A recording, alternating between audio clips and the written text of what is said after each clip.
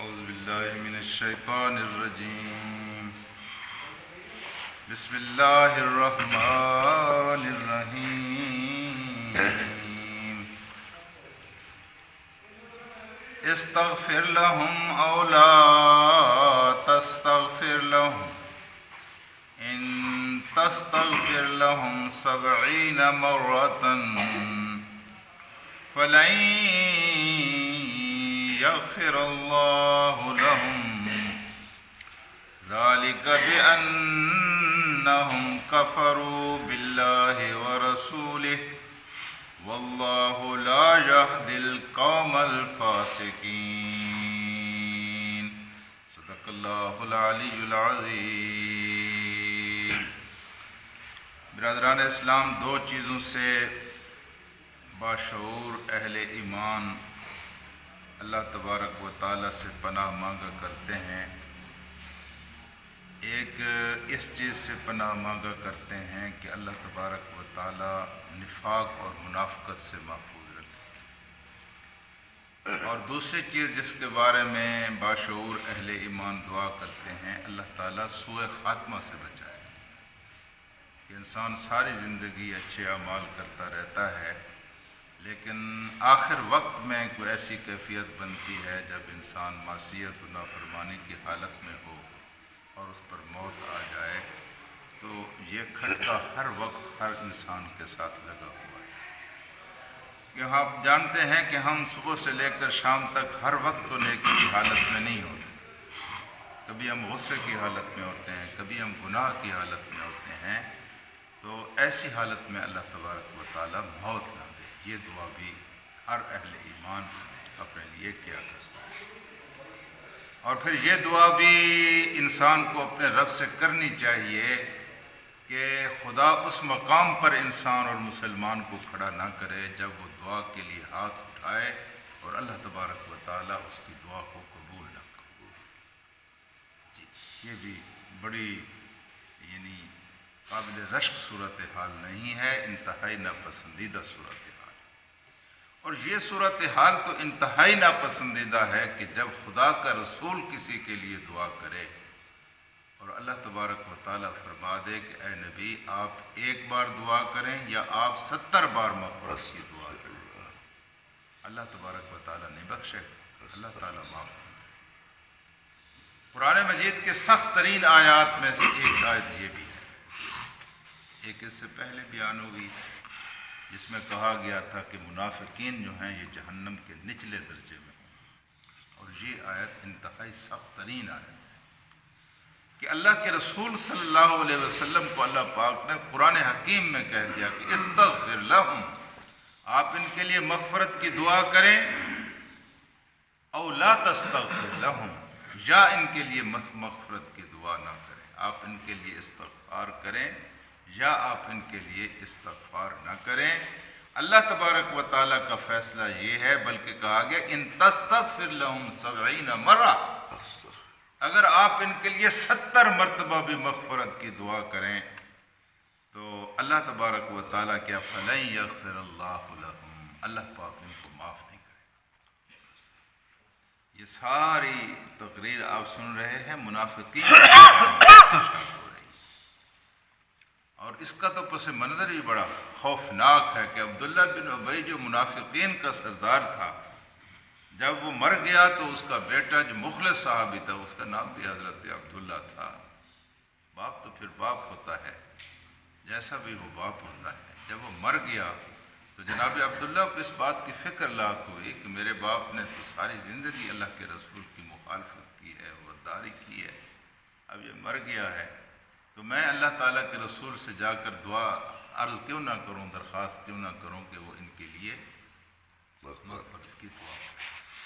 چنانچہ یہ آئے اور انہوں نے اللہ کے رسول صلی اللہ علیہ وسلم کی خدمت میں گزارش کی، یا رسول اللہ میرا باپ تو مر گیا ہے، آپ صرف یہ نہیں کہ ان کے لیے مغفرت کی دعا کیجئے، ان کا جنازہ بھی پڑھائیے اور اپنی قمیص بھی عطا کیجئے تاکہ آپ کی قمیص میں ان کو دفن کر سکوں.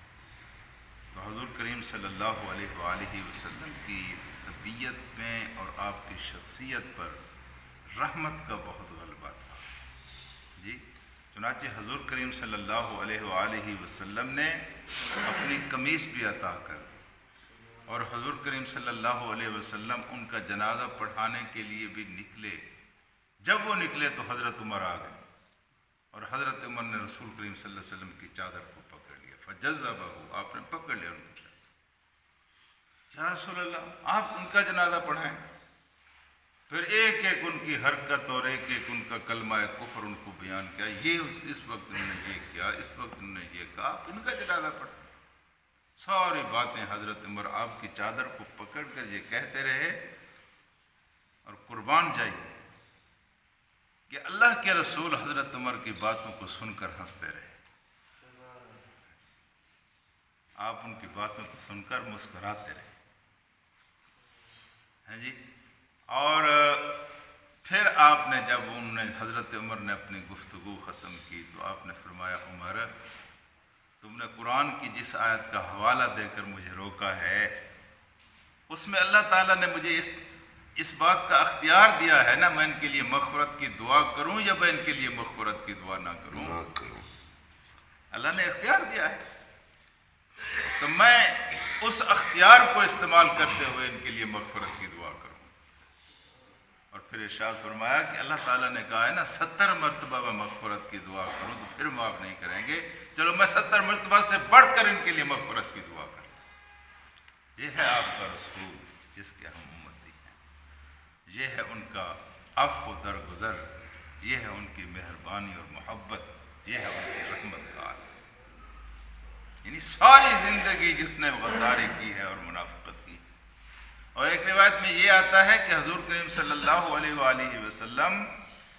گئے اور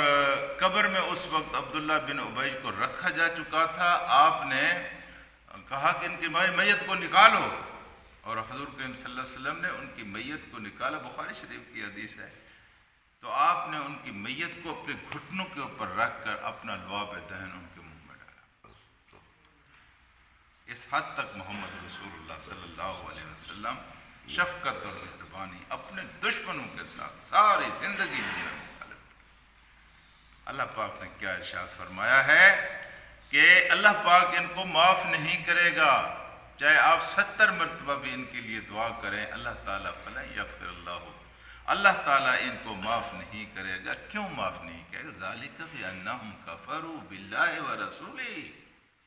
کہ انہوں نے اللہ اور اس کے رسول کا انکار کیا ہے اور ساری زندگی اسی انکار میں گزری ہے۔ یہ کافر جو مسلم کافر ہے، معروف کافر ہے، آپ اس کے لیے مغفرت کی دعا نہیں کر سکتے، تعزیت کرنے کے لیے جا سکتے ہیں، اور تعزیت میں جا کر دعا نہ دیں بلکہ اس کو بس اظہار ہمدردی تو کرے، اللہ پاک نے روک دیا ہے، کیونکہ اس نے تو ساری زندگی کفر پر گزاری اور اسی کفر کی حالت میں اس کو موت آ گئی۔ تو فرمایا یہ ہے کہ ذالک بانہم، اس لیے کہ انہوں نے کیا کیا؟ کفروا، کفر کیا ہے، باللہ، اللہ کے ساتھ، ورسولہ، اور اس کے رسول کے ساتھ، اور واللہ لا یہدی القوم الفاسقین، اللہ تبارک و تعالی لا یہدی، نہیں ہدایت دیتا، قوم الفاسقین، فاسق قوم کو اللہ ہدایت نہیں دیتا۔ انہوں نے ساری زندگی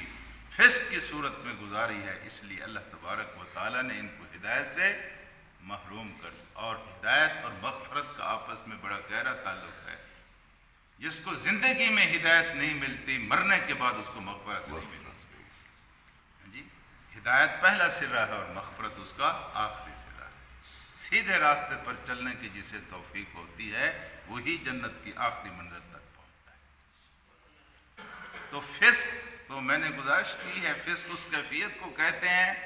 کہ انسان کسی جانور کی گچی میں وہ پٹا ڈالتا ہے نا، جانور پیچھے کی طرف، یہ گدھا جو ہوتا ہے بالعموم یہ پیچھے کی طرف اپنے سر کو کھینچتا ہے اور مالک اس کی گردن میں پٹا ڈالنا چاہتا ہے، اس کیفیت کو عربی میں فسق کہتے ہیں کہ اللہ تعالیٰ اس بندے کی گردن میں اپنی اطاعت کا پٹا ڈالنا چاہتا ہے، اس کو اپنا مطیع و فرما بردار بنانا چاہتا ہے، لیکن بندہ اپنا سر پیچھے کھینچتا ہے اور اللہ تعالیٰ کی اطاعتوں سے منہ موڑتا ہے، سرگردانی کرتا ہے، اس کو فاسق کہتے ہیں۔ تو اس طرح کے فاسقین کو اللہ تعالیٰ ہدایت نہیں دیا۔